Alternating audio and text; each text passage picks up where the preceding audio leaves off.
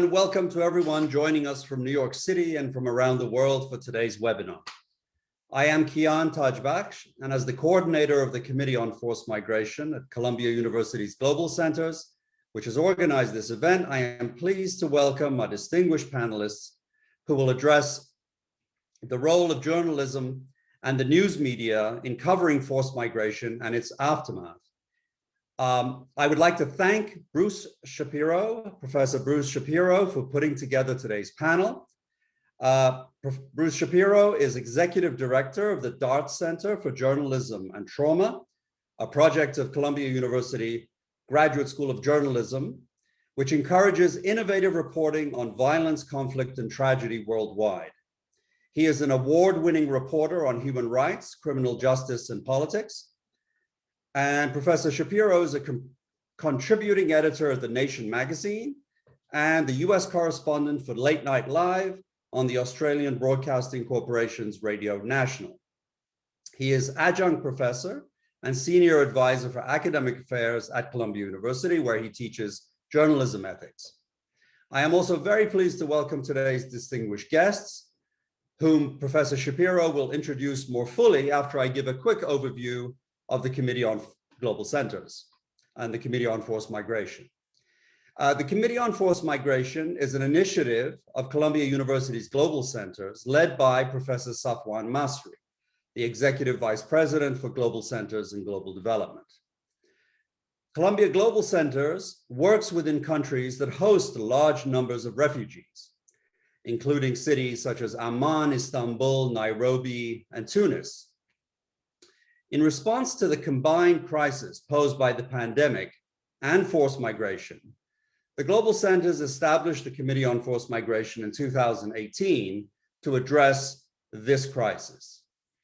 The Committee on Forced Migration brings together 50+ faculty from across Columbia schools and affiliates who work on issues of forced migration, as well as those who desire to create multidisciplinary academic and practical solutions to this crisis.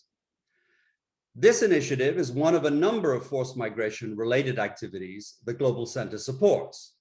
Others include the Columbia University Scholarship for Displaced Students, the Amman Mellon Foundation Global Center's Fellowship Program for Emerging Displaced Scholars, the New University in Exile Consortium, and a number of regionally focused forced migration related programming hosted by our individual global centers around the world.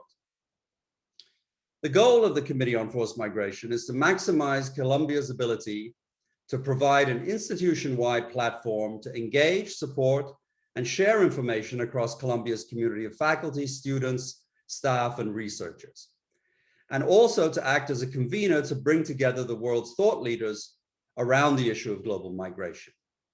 Today is the 8th event of a year-long online series entitled Forced Migration in a Post-Pandemic World. And the series looks at the impact of this crisis, both current and long-term, as we go into what is hopefully a post-pandemic world. The events in our series feature eminent Columbia and external experts and voices from the front lines. Please join us for future events in the webinar series, which will continue on March 16th, when we will be holding the first university-wide workshop on best practices in teaching forced migration topics, and then also on March 19th, which will look at forced migration crisis in the Balkans, 5 years after the EU-Turkey agreement.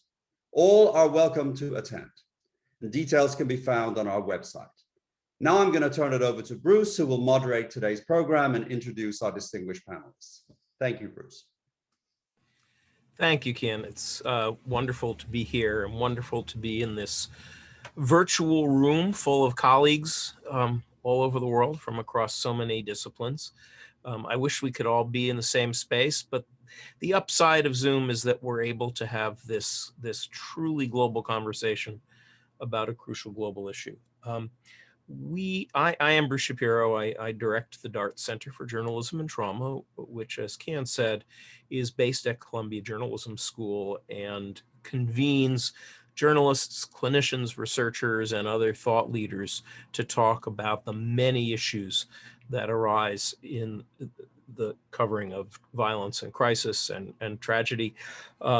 And forced migration, stories about refugees, the issues involved in that coverage have been on our radar from our founding 20 years ago, but have assumed ever greater importance as the global migration crises around the world have escalated. I'll introduce our speakers, two good friends and colleagues, in a minute, but let me just maybe frame this conversation a little bit. We are here to talk about journalism on forced migration, and obviously the role of the media in these issues is quite complex. At its worst, bad journalism, bad reporting, or sensational media can contribute to forced migration crises, whether by passing along myths, promoting bad policy, or really at its worst, actively encouraging displacement and genocide. But at its best, reporting represents the eyes of the world on this crisis. The best journalists on forced migration are bearing witness for some of the most vulnerable people on Earth, are sounding the alarm about preventable death and suffering and disruption, and are laying out lines of accountability for abuse, and are building bridges. This we don't spend enough time talking about. We're building bridges between the forced migration community that you all in this room represent, the scholars and researchers and lawyers and activists and advocates, the communities that are themselves disrupted and are receiving migrants, and the general public. Journalism is the great bridge builder. And our conversation today, while it may go to bad reporting if you wanted to, is centered around two colleagues who really do it right. We will talk about some of their work, about their methodology, innovations that they've brought to this very demanding kind of journalism, and opportunities and tensions in the collaboration with you all in this room and with activists and advocates and migrant communities. This is mainly going to be a conversation. We'll start out at the top with a couple of short presentations. I'll ask a few questions, and then we'll go to conversation with you. And when we do, I would ask you to put your questions, or even just as things occur to you, use the Q&A function, which is on the bottom right of your Zoom screen. You may need to hover your mouse over the bottom of the screen. Throw your questions into the Q&A, and I'll remind you to do that later, but we'll get to as many as we can. I am deeply privileged and also just very happy to be introducing two of my favorite journalists in the world today who have been doing such remarkable work on these issues.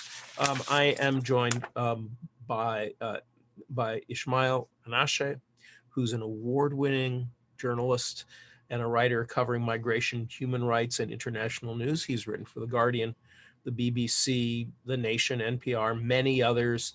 He has worked for BBC Radio. He was a Dart Center Ochberg Fellow, part of an annual program that we have, and has been part of many of our programs over the years.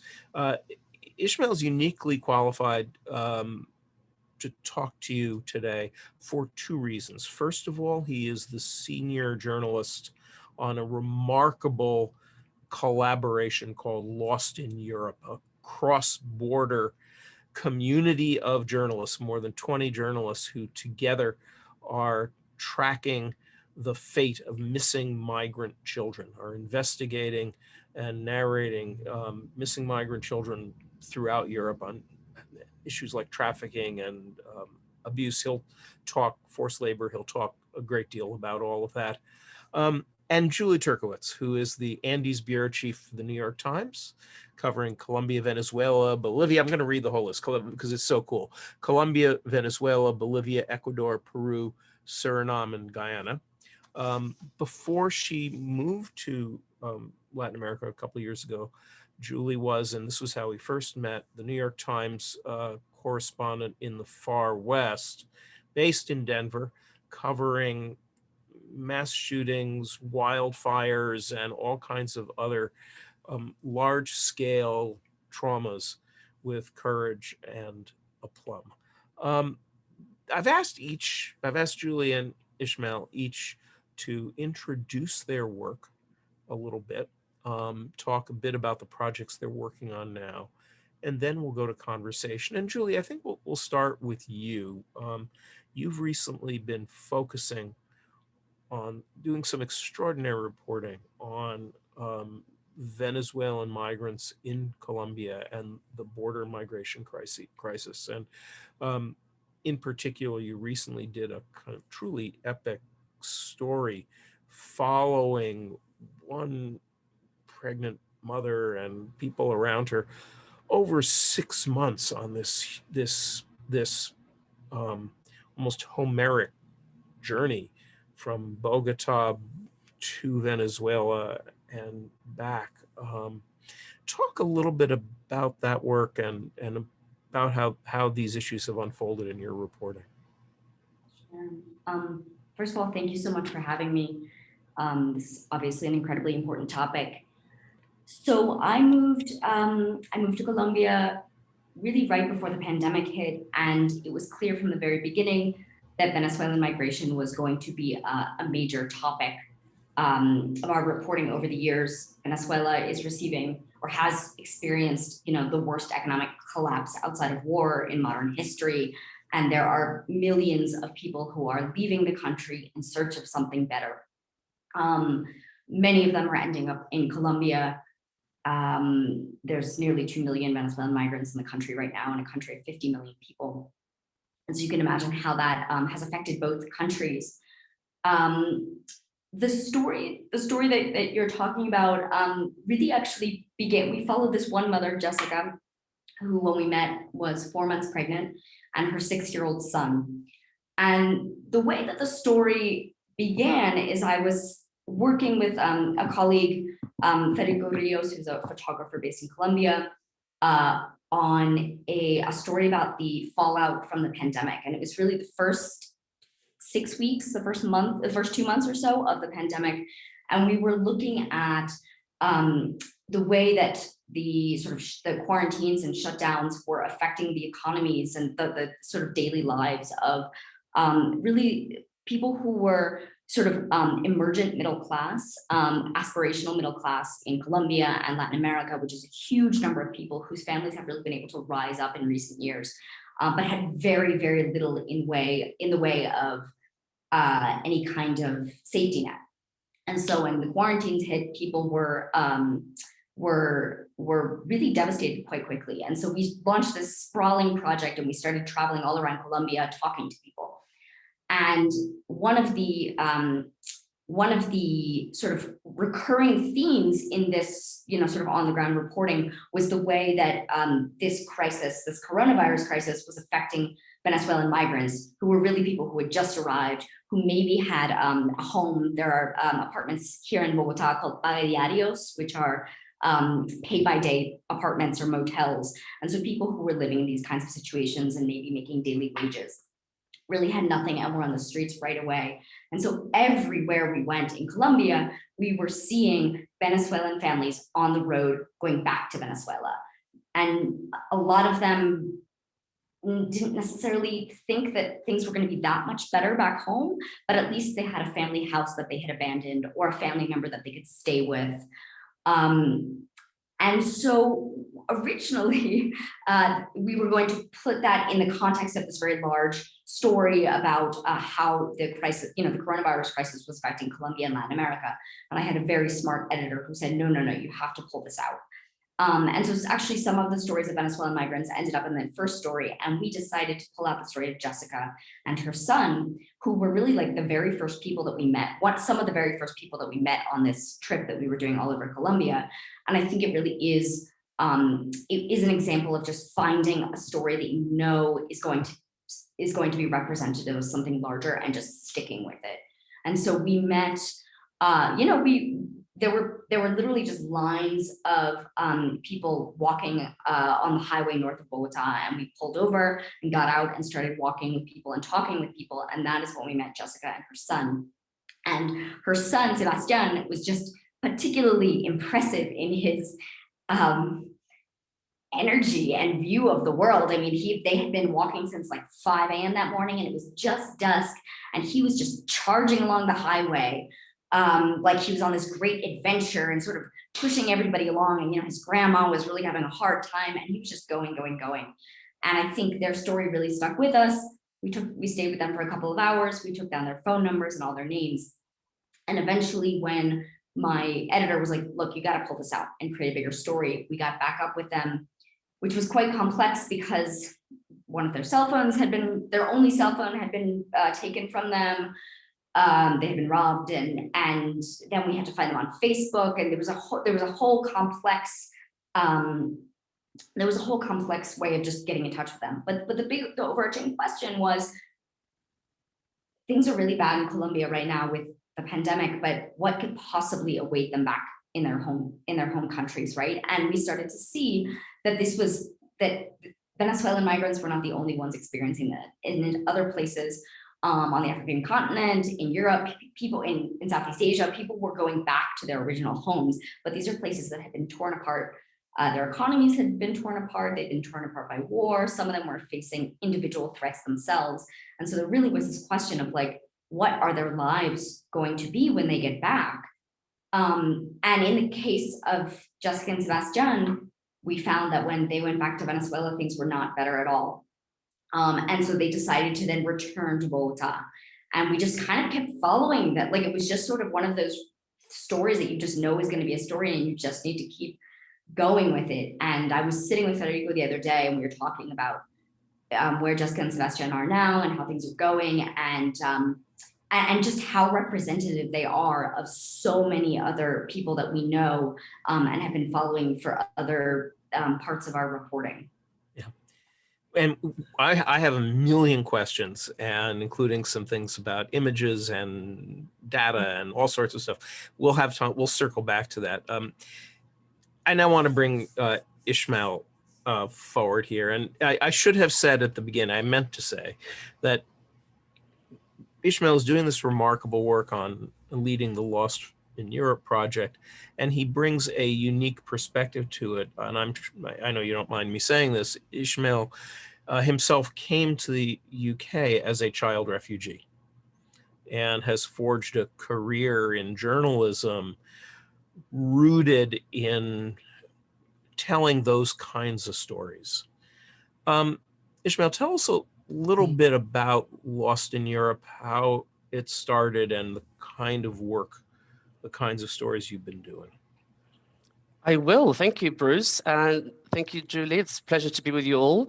Good evening from Nairobi, which is nice and sunny, though daylight has left us for today. As Bruce mentioned, Lost in Europe is a cross-border journalism project which was set up in 2018. It was founded by 2 Dutch journalists, one of them Sana Turlingen, subsequently was an Ockberg Fellow at the Dart Center a couple of years back. Actually, Dart brought us together because I met Geesje van Haren, the other journalist in the Lost in Europe investigation or project, in South Africa, because the Dart Center had hosted a panel discussion on migration and refugee issues in 2017 at the Global Investigative Journalism Conference, which is a bit of a mouthful, but I managed to get it out. And I have to say, I didn't realize this. I didn't realize this project was so much our fault. Okay. Exactly. I will send you the invoice later. So we met on this panel. Kasana and I were both in this panel, and we got talking. And basically, really, it began because we all saw this report from Europol in 2015, which said that 10,000 refugee children had gone missing in Europe, and we thought it was a remarkable number. And there were some cursory news stories, but nothing in depth or investigative in nature. And we just thought, hang on, we're all reporters covering migration, be in different ways. I in the UK and covering Southern Europe, but also here in East Africa and other parts of the continent here. And we thought, let's just put our resources together and just say, can we put the lens on investigative journalism and ask what's happened to some of these children? And the first thing we did was try and get to the bottom of the data.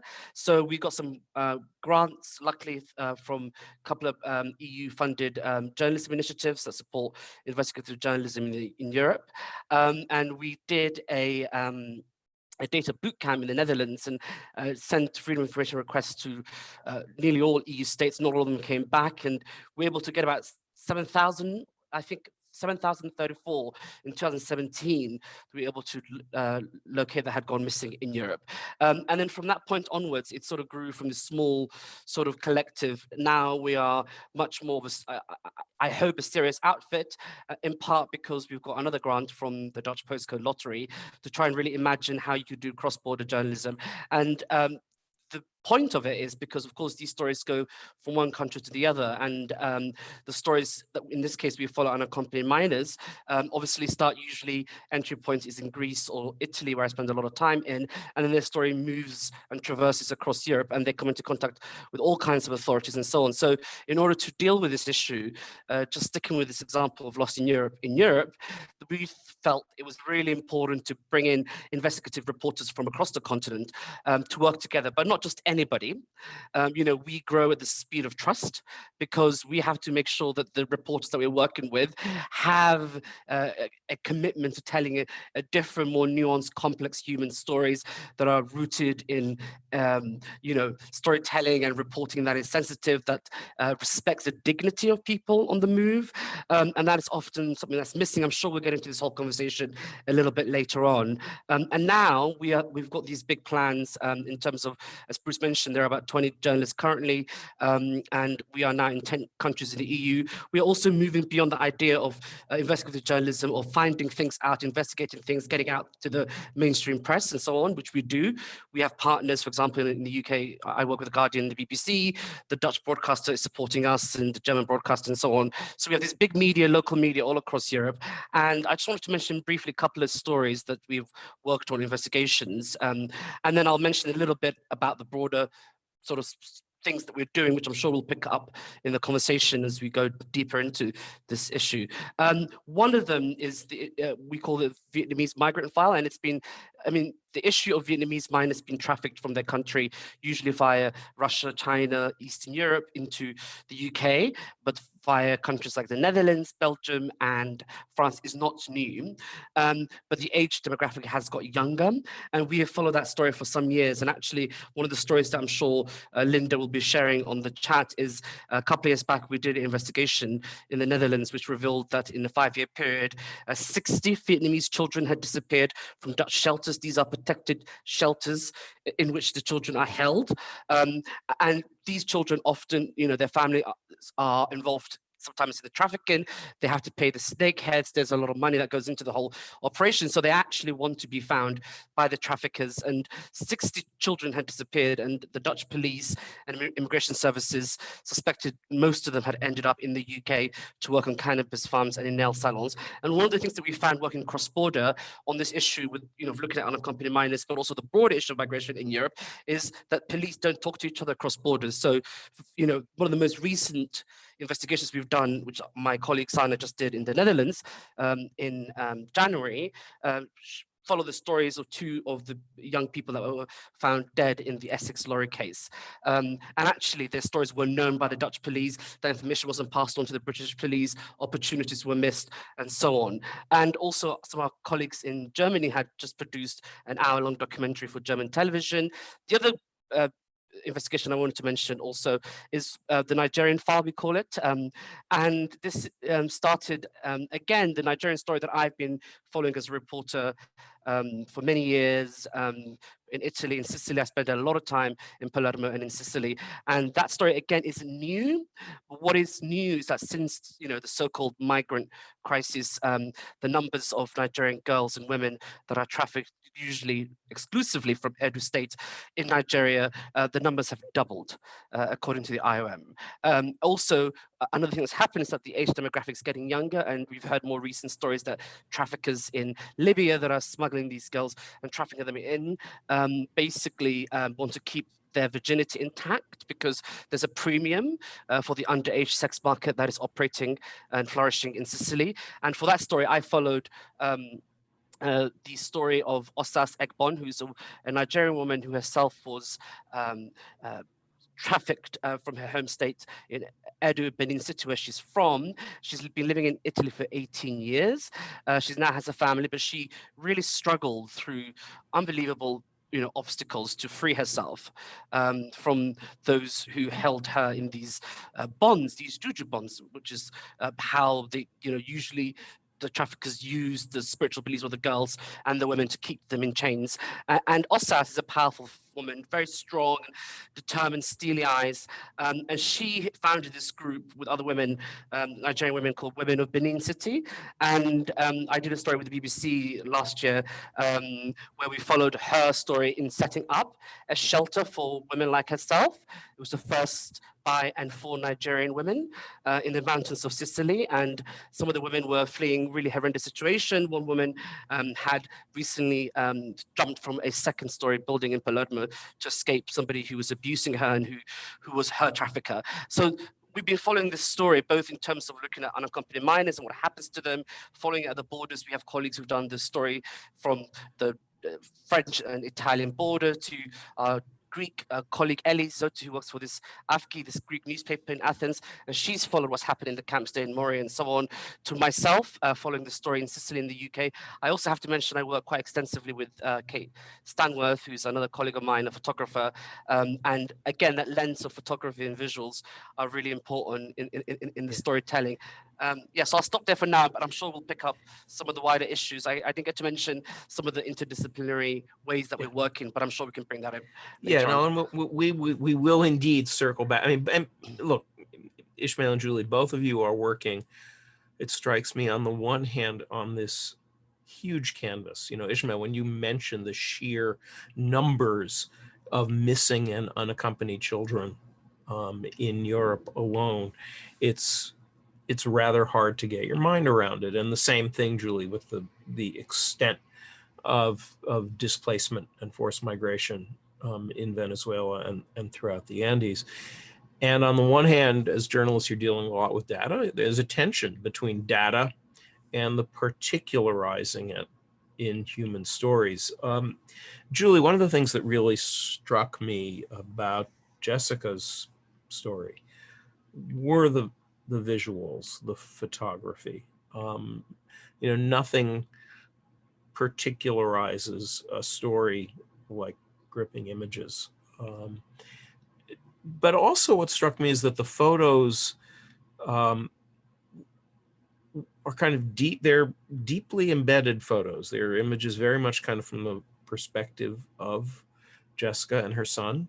Talk a little bit about your work with your photographer, how that collaboration happened, and how the two of you and your editors settled on images. And if you, we put up the link to this in the chat earlier. So if anybody wants to look at it while Julie's talking, you should.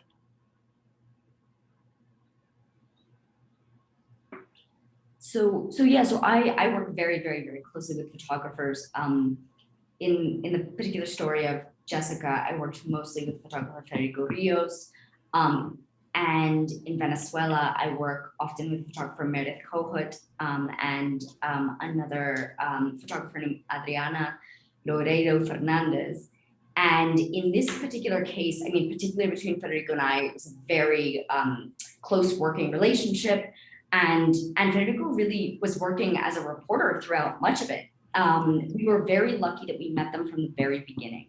And so we could really show them, we could really show this family, like you're saying, sort of on the ground from their perspective, what it's like to be hauling all of this stuff and sort of have the vast sky and highway above you and in front of you. Then along the way, I mean, Federico really developed a very strong bond with his family. And I think I visited them over the course of the journey 3 times. I think he visited them 5 times. I think it was 5 times. And so that bond, I think, was really helpful in making those photographs so intimate. I think the other thing that really helped is that we were covering this issue more broadly. And so some of the photographs, one or two maybe of the photographs in the piece are from are broader pictures, not necessarily of them, but of just the Venezuelan migration crisis on the move. And there's one photo that to me still really affects me. And it's this group of maybe 200 people standing at night in Bucaramanga in Colombia, waiting to get on a bus that the Colombian government was sort of donating to the cause in helping people get back to Venezuela. And just the sheer number, there's an intimacy to that photo because of how close you as the viewer or the photographer are to all the people, but also how wide the lens is and you really can see the scope. And I think those kinds of images are so important to capturing how difficult this is. And also, Ismail, you mentioned the word dignity, and giving people dignity and seeing this as seeing people's fight, right? And you can really see that in those photographs.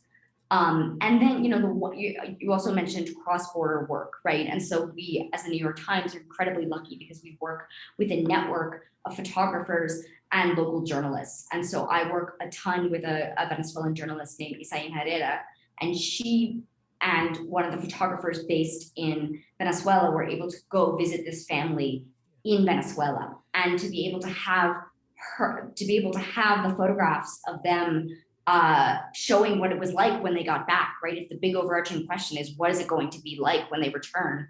To be able to show that is so is really, really important, and it involves marshaling both a lot of resources in terms of money, but then you said we only move at the speed of trust, right? And so really trusting, like we're all working together as a team, and really just trusting the way that I know that Adriana, that Isaín they're going to treat these people that we already met and built a relationship with.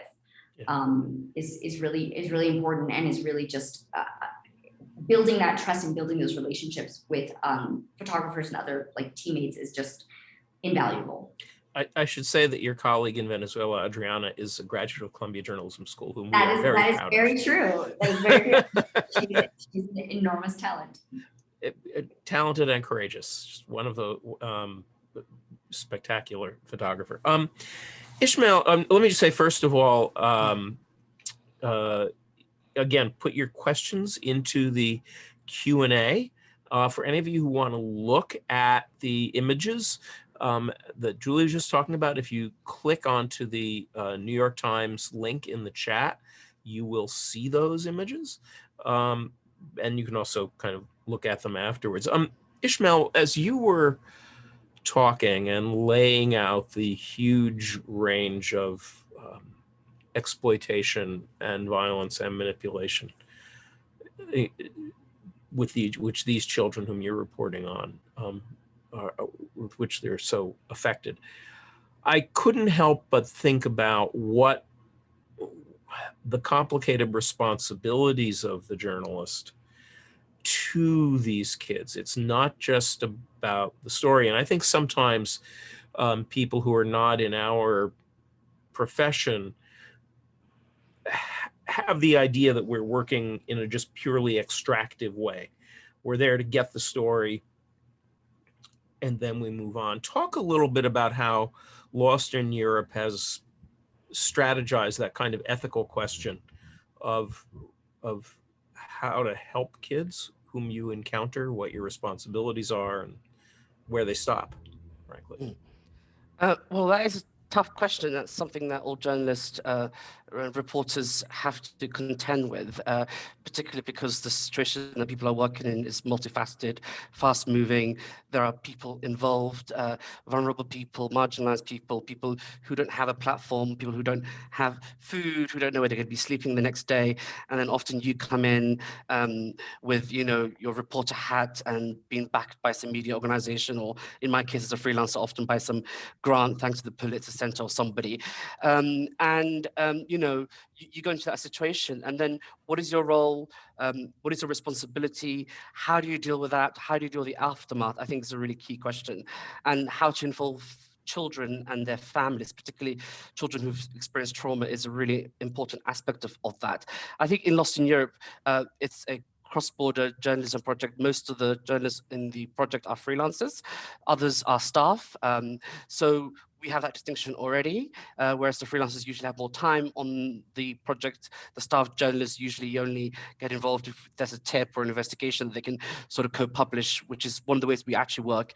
We sort of co-publish simultaneously in different languages in Europe. One of the ways that we have dealt with around this is managing expectations and understanding the world as much as you can from the viewpoint of a child, and thinking about your role in relation to that child, and thinking about the first encounter or the emotional encounter, and what you do when you walk into a space, and how you can give agency back to that child. In my case, I'm usually reporting with children that are between the ages of 12 and 18, usually really 15 to 18, and they're from Gambia, they're from Senegal, they're from Eritrea, they're from Somalia. I'm in, you know, here in Kenya reporting, or I'm in Senegal or Gambia or Italy, wherever. But usually that's the age demographic that I'm dealing with.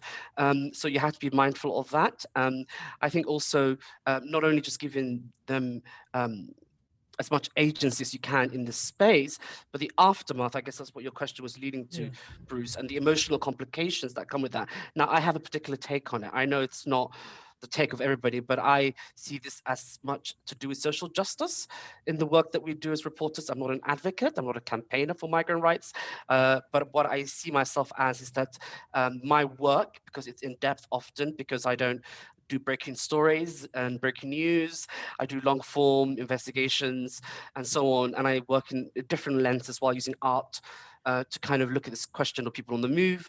So I think of it in terms of, therefore, I would have more involvement than most. So that would just be really simple to just check in on occasion, to let them know that you're available, you know, share your WhatsApp.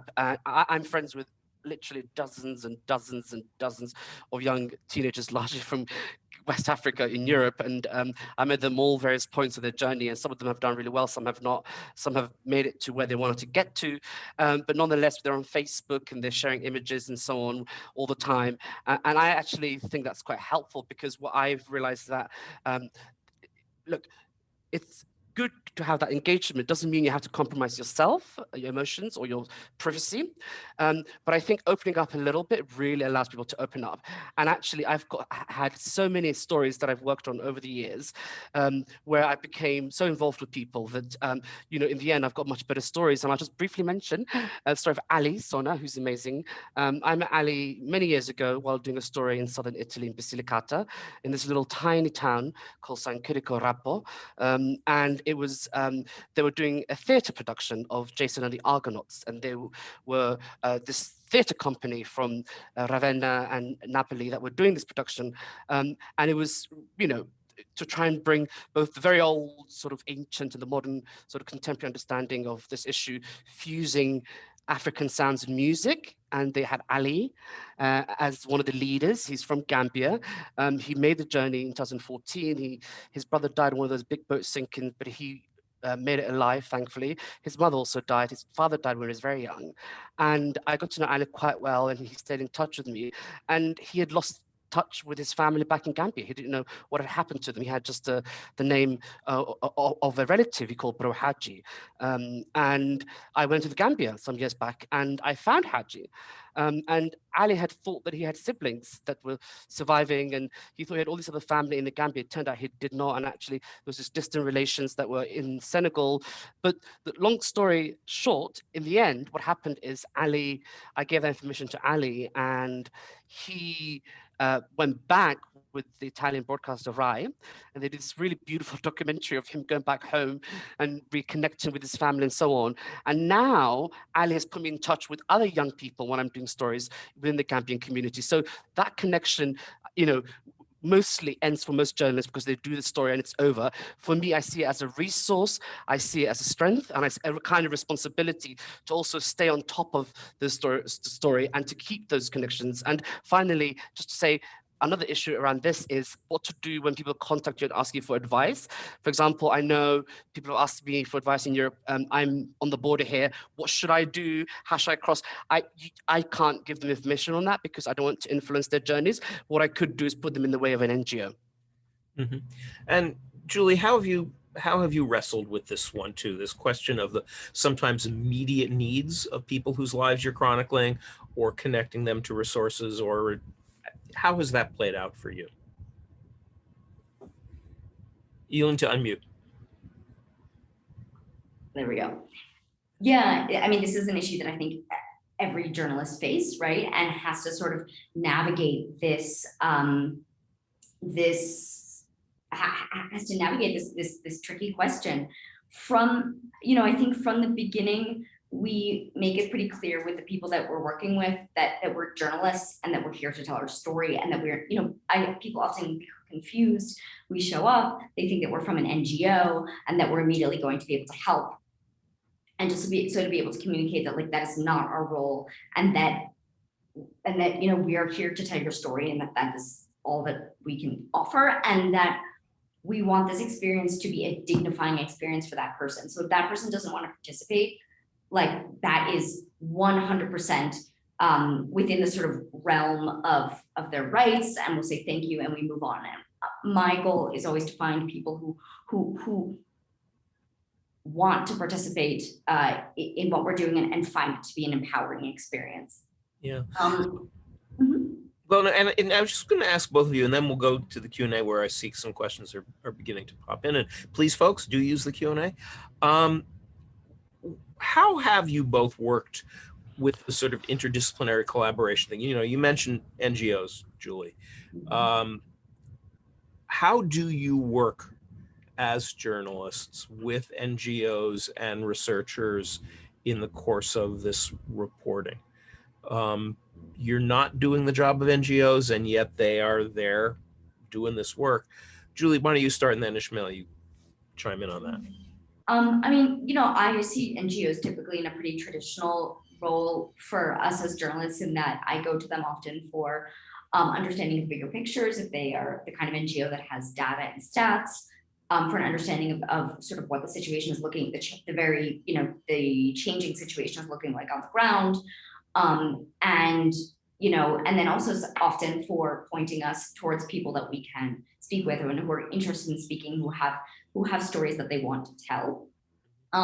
You know, and then we have, a lot of our stories have elicited a lot of reader reaction. And so we will often get lots and lots and lots of emails from people who want to help. And so we will typically find an NGO that can take care of all of that, because as journalists, it's not our role to get involved at all with that, and it becomes way too complicated. But we can say, okay, you know, we can point readers to an NGO that can then take care of those donations. So I see NGOs and think tanks as sort of this like all-encompassing support network, I guess you would say. Mm-hmm. Yeah, and Ismail, whilst in Europe with such a both a vulnerable population, but also such a profoundly hidden issue, you must have an exceptional reliance on the sort of the data collection, the advocacy, and so on.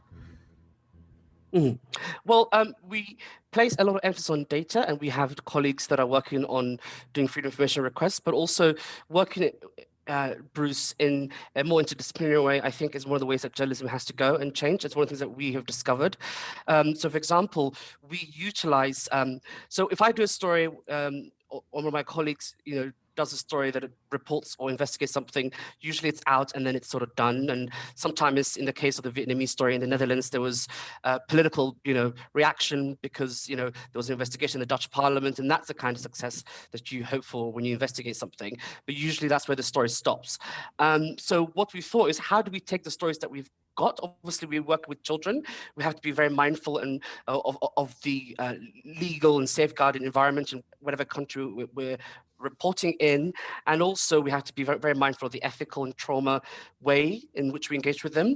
But still, we can anonymize them and change, play with the way that we tell the visual story. And we have worked, for example, with Dan Archer, who's a graphic journalist, and I worked with him and my other colleagues across Europe, and he went to the places on which transit happens on the migration journey.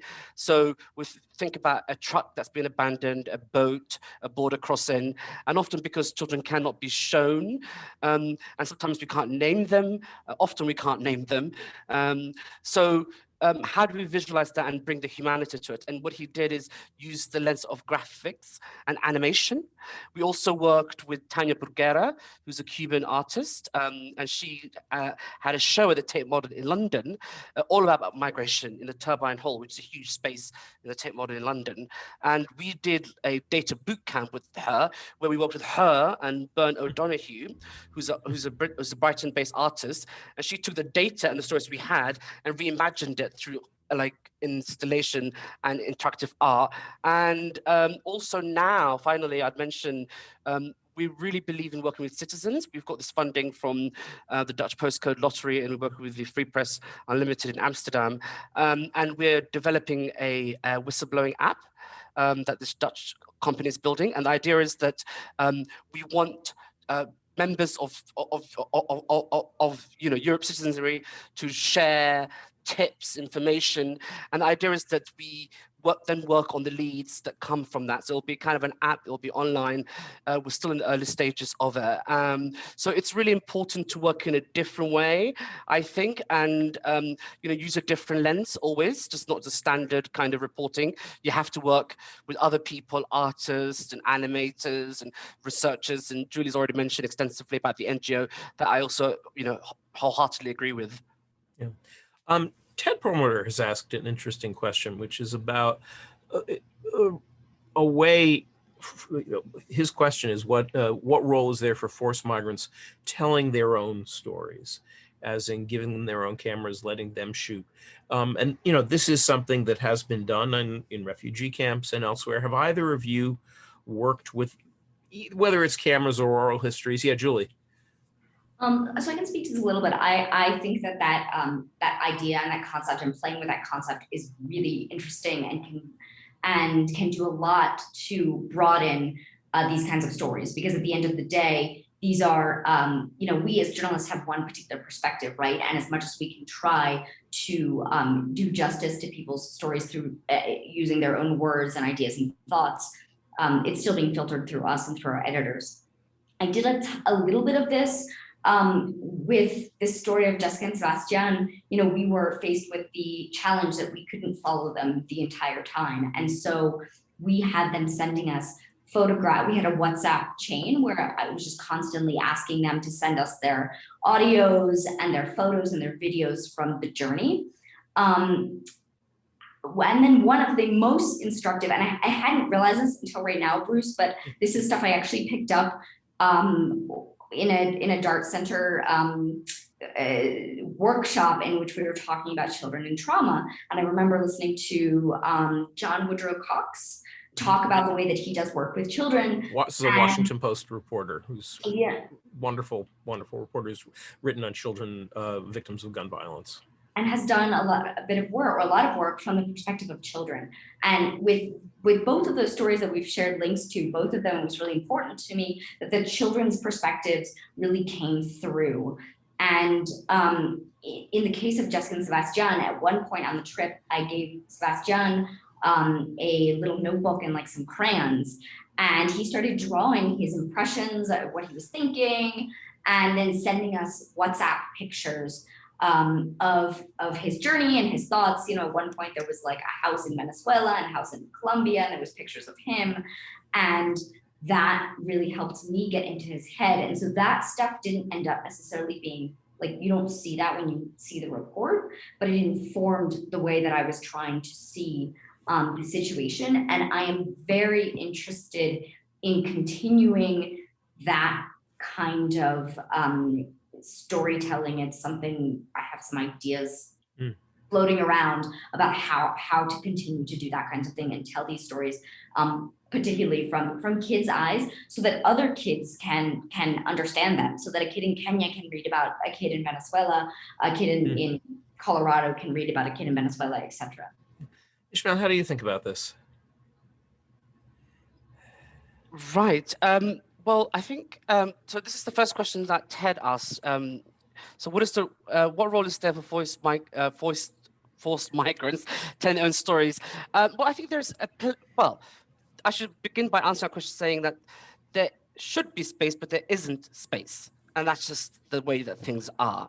And giving the tools back to migrants, especially those who've been forced to tell their own stories on their own terms, is profoundly important, especially in the times in which we're living in, because the whole relationship between the journalist and the subject or the person that's been reported, a lot of that is imbued with violent histories, really, of racism and kind of histories in which Western media have narrowly focused on certain aspects of people, have misrepresented people. I mean, Bruce mentioned at the top of the event about the ways in which the media gets wrong on reporting on this issue, and that is very much where we begin with this issue often, because that's what most people know. So I think that is really important. In terms of the practical steps, I think Julie's really spelled out really well. The only thing I would add is I have also done things like give people cameras, but also I've given people the opportunity to record things. And I did a story where I wanted to follow the stories of 3 young Gambian migrants I had interviewed in Europe, all the way back to Gambia. And then what I did is I recorded audio bits of messages to their families, because some of them hadn't seen their families in years. And I took photos, and I took those messages back to the families when I met them. And then I took messages back. So I think that is a good way of giving back agency. Another thing I think with working with young people is that often they've been interviewed, I think Julie picks up already, they've been interviewed by NGOs, by UN or whatever. So they're used to being sort of prodded and kind of under the microscope, right? So it's really hard for them then to sort of trust you, because they have no idea what a journalist sometimes is in certain places. And I think one of the ways to change that dynamic I found is to sort of just step back and say, okay, what is your experience of the police been? Like, what is the experience of the border? So if you change it from their personal experience to the experience of the system, then people often engage much more, because then they'll tell you stories of, well, the police did this to me and this happened to me. And I think that's one of the ways in which we journalists can go along with their stories rather than become part of their own trauma of dealing with the system as they go through it. And I should also say, in response to Ted's question, that there is a early stages but growing move, especially in some of the refugee camps in the Mideast, to train forced migrants as journalists and to create their own community-based media as a way of defining the news agenda in a different way and providing folks with the kind of community journalism and advocacy that they need in a different way. Louis Leeson asked a question that I'll throw first to you, Ismail, but Julie, you may have thoughts too. What are some of the practical ways you give a child agency during reporting? You mentioned that in passing, and how do you think about that one, Ish? Right, thank you for your question, Louis. I think I've mentioned some of those points already, but I'll add to them. I think one of them is thinking about the location of where the interview takes place. And I think this depends on the context in which you're in. Often in Europe, in Sicily, it's on the streets or in other places. Obviously, we've also got to be mindful of the COVID rules and so on, so that could also change how you deal with this. Also, I think involving them in the process by just being honest and upfront from the beginning, when you walk into a room, and explaining who you are, where you're from, show them some of the stories that you've done. I think that can help. I know my colleague, Kate Stanworth, the photographer, she often shows photos to sort of really tell them how it might look. And also, be really sensitive in terms of the questions that you're asking. Think about the questions that you should avoid, don't be prying and, that sort of, it's not an inquisition. So, and you're talking to a young person, so be prepared for different flows of conversation. But I think really it's space and the location, giving them agency, and then thinking through the questions and being really transparent about who you are, and also be mindful of where that child's going to go after the interview, and how might you follow up. Often NGOs are involved in some of these places when interviews happen, so I know it's difficult, but just think about the aftermath as well. So, the planning and the process of the interview and then the aftermath, and always send the story when it's out, and explain to them, the impact. You always have to, of course, preface that with saying this story, it's important because people should know what it's like for unaccompanied, Gambian migrant children in Sicily, but it might do nothing for your situation. You talking to me, be really clear about that as well. Julie, how do you think about that one? And I mean, some of this is about giving agency and trust to children. Some of it is about agency and trust with highly vulnerable sources generally. Yeah. So both of the stories. So one of the stories we're talking about is the story of Jessica and Sebastian. The other story that we share there is about the children of migrants in Venezuela and the children who have been left behind by their parents, and what that is like for them, how that shapes their lives. And in both cases, we ended up really spending quite a bit of time with very young children, so really 6-year-olds in both of the stories.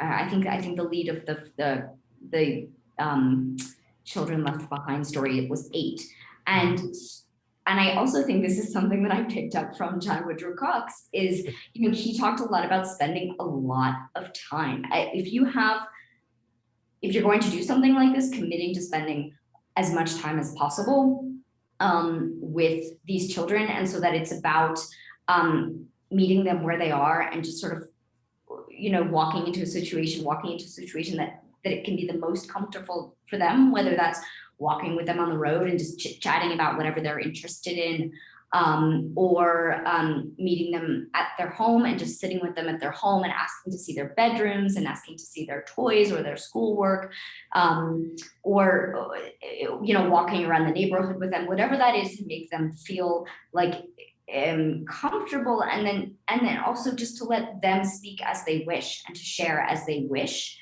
And I also think that, in a lot of those cases, observation is very strong, and so seeing what is it that children share with you, what is it that they choose to talk about, and so that you, as much as possible, are not in a situation where you're interrogating a child, but rather allowing them to share on their own terms. Thanks for that. And I should say that there are, to everyone, that if you're interested in this, there are lots of tip sheets and backgrounders on the Dart Center website, dartcenter.org, about reporting on children. And also actually a handbook for clinicians who are working with families and children who may have questions about encounters with journalists and how to navigate that when your client's safety or your client's well-being is at issue.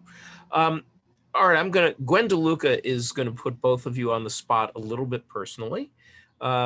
She says correctly that as journalists, you witness the most dire of circumstances. And she wonders how you take care of yourselves in the face of emotionally wrenching assignments over and over again. What are your strategies? Julie, you want to take that one? I mean, the answer can be absolutely nothing, but you're still doing the work. So I suspect it's not entirely true. Yeah, I mean, I think that these are, I think that being able to sort of take this stuff in and then keep going it's a muscle that every reporter needs to sort of, or any reporter doing this kind of work has to sort of develop on their own, and sometimes that muscle is weaker than others. You know, it's the same things that I think anybody would say any tools they use to sort of, you know, deal with harder things, right? Is talking to your friends, leaning on the people who are your support network, trying to carve out some space that isn't work. And, you know, things like this are actually quite helpful. Understanding that the work is reaching a broader audience, I think also really helps with that, because it really makes, sometimes some of these stories can be so wrenching and you can feel so powerless because as a journalist, you can only do so much. And so I do think hearing response from readers and others is helpful in saying, okay, like this is actually, somebody is actually paying attention. So those are some of the tools I use. Ish, how do you think about it?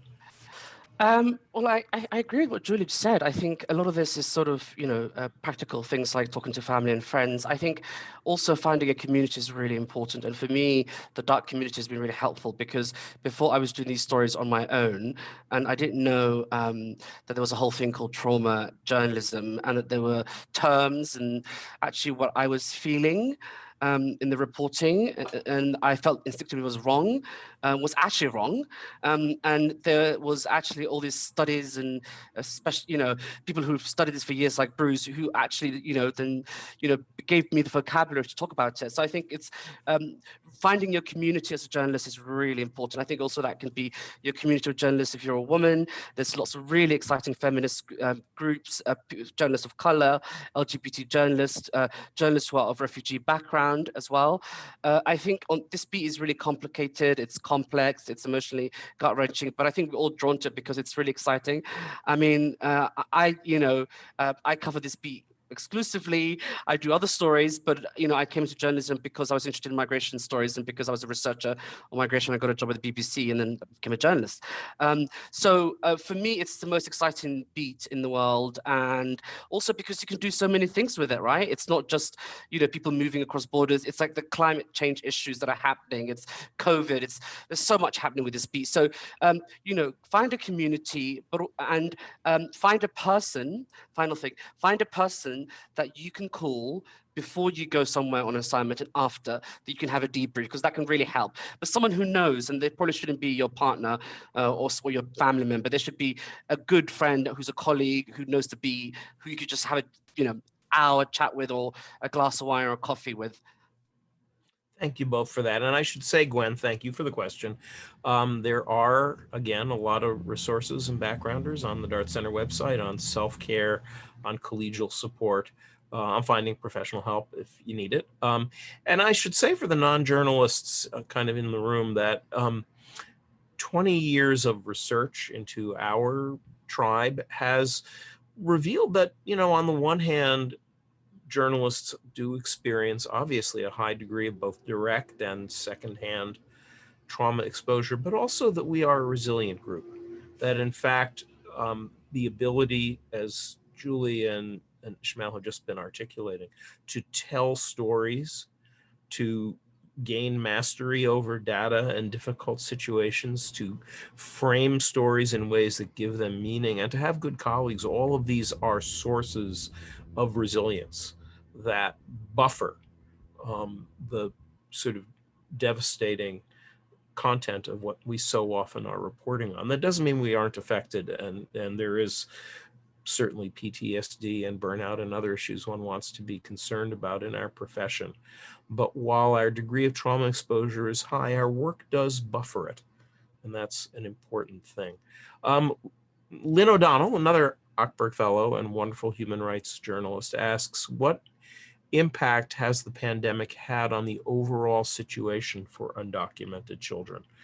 My great concern, she says, going back to the start of the war in Syria, for instance, was that many would disappear into sex and slave trades.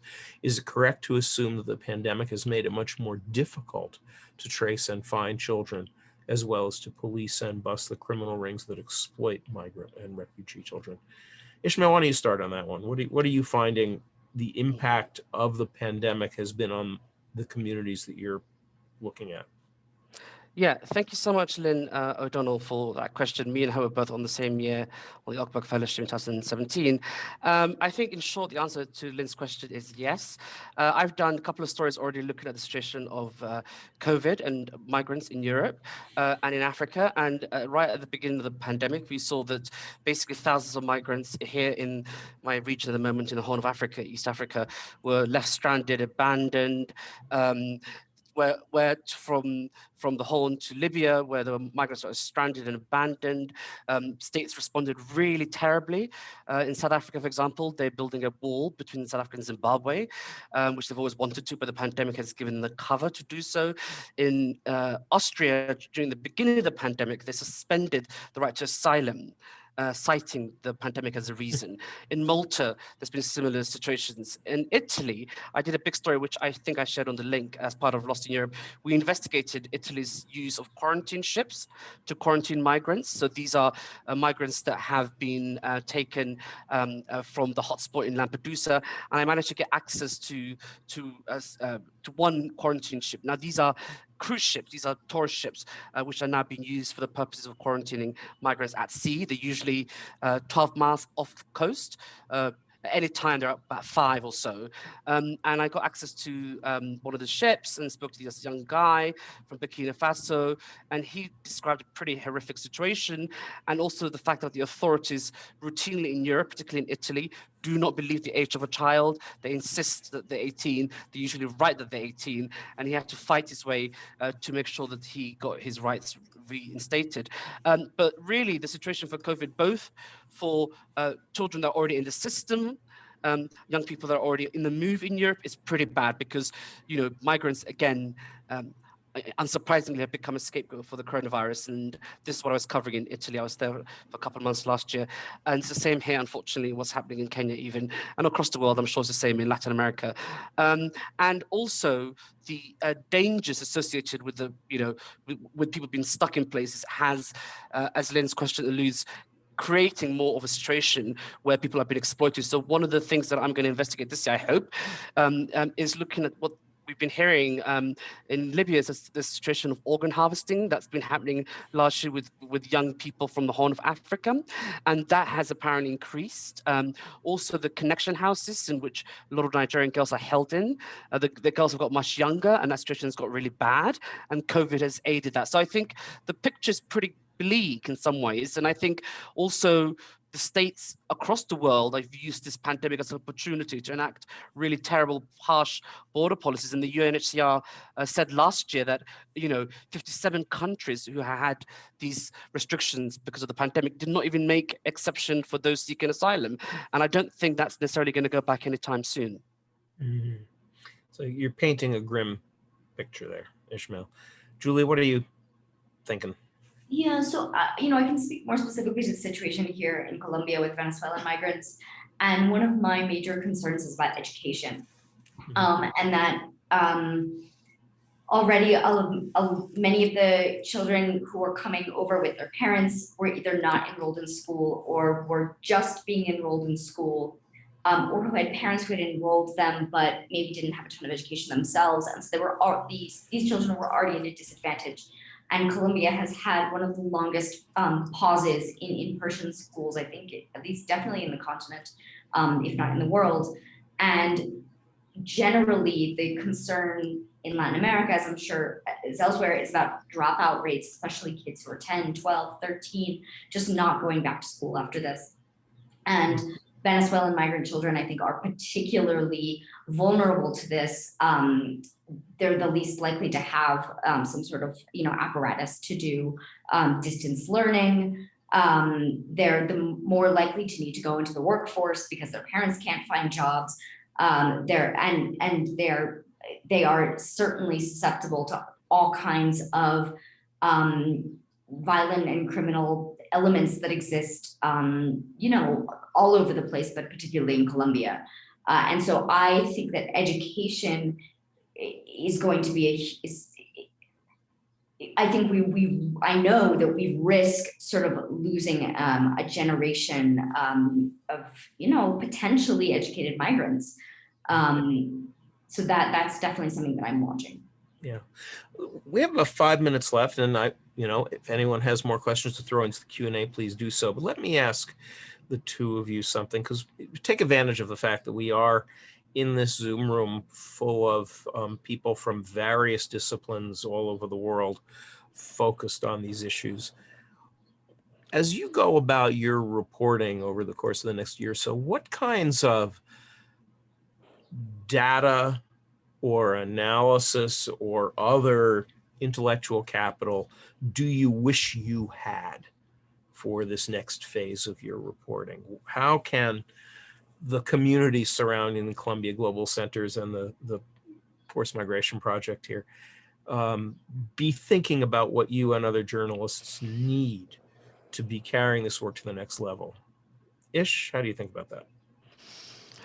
Well, I think I'm just thinking, and I think my short answer is, I think around data is really key, because often a lot of the information that we go upon is research papers by think tanks, by academics. So I think if there are research papers or publications that are on the way that you might be working on, please always involve us in that. I think in Lost in Europe, we're particularly suited because the beat we're covering and the kind of way we work in, we really are very keen to work with people who are working on this subject. For example, briefly, we work often with academics. I, in Sicily, collaborate with anti-trafficking organizations. I work with academics. I work with activists. I think also one final thing I'd say is probably it would be really good to, beyond the kind of data and the research, to actually make much more of a contact. So I think working more collaboratively, because it's not just, in my case at least, it's not just writing a news story. There are other ways of doing journalism. And I think if there are ways in which you're doing something interesting that's interdisciplinary or on forced migration or unaccompanied minors or whatever it might be, there's a way to bring it together. So we could have the lens of investigative journalism. We could bring in the data of an academic. We could bring an artist in. We could bring an animator in and a filmmaker. And then you have this thing. And I think that's the way of working. You make it sound so easy. It's interesting because it's actually one of the ways I've come to work, partly because academics and filmmakers and artists got in touch with me. People would say, I read something you wrote, and we'd meet for a coffee, and then that'd be the end of it. And then it moved into the next stage where people say, oh, I'm doing something creative. Can I use some of the stories that you've worked on? I was like, sure. So I think we need to work in much more of a collaborative way. That's the key word, collaboration. I think we need to be much more collaborative and cross-sector. Julie, how do you think about this? I love this question. Like, what if I could have any data in the world? What would I have? Yeah, if you could have any data in the world, what would it be? I mean, first of all, Venezuela right now is like a black hole for actual real data. I mean, there are many NGOs that are trying to fill in that gap, or academics also that are working very hard to try and put numbers on how the crisis is affecting people. But it does make some of our stories very difficult. I was just working on a story about access to contraception in Venezuela, and being able to understand like what the actual effects of that are in terms of illegal abortions, and being able to understand numbers is very difficult. I would say in Colombia, and more related to the migration crisis, one of the things that just happened here in Colombia is that the president has given a sort of a temporary protection to these almost 2 million Venezuelan migrants who have come into the country, which is really a historic announcement, and I think was certainly a surprise to quite a number of people. I would love to see what are the practical, how can we measure what are the effects of that decision, right? So now these these individuals can now get papers, which means they can work legally, which means that they hopefully won't get stuck. They can also have leases and hopefully won't get stuck in these pagadiarios where they're paying way too much money for just one night in a motel. So there's all kinds of potential sort of social and economic benefits to a policy like that. And I would love to see, does it actually work, right? Do people actually come to just sign up for this temporary protection? And how does it affect both the individuals as well as the country? And because I think that could also really be, I mean, this was really a historic decision made by President Duque. And so I think the question is, could that be used? What will the results be? And could that be used as a model for other countries? So this is a wonderful call to action from both of you to the research and advocacy community in the conversation today.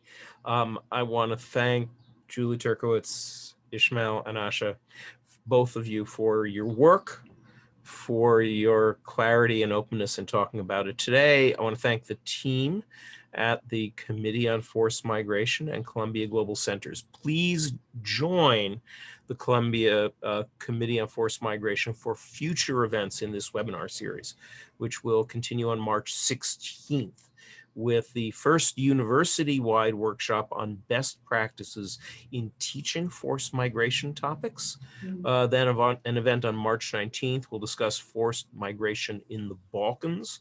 All are welcome to attend. And details can be found on the Committee on Forced Migration website, which I think you all probably have since you found your way to this webinar.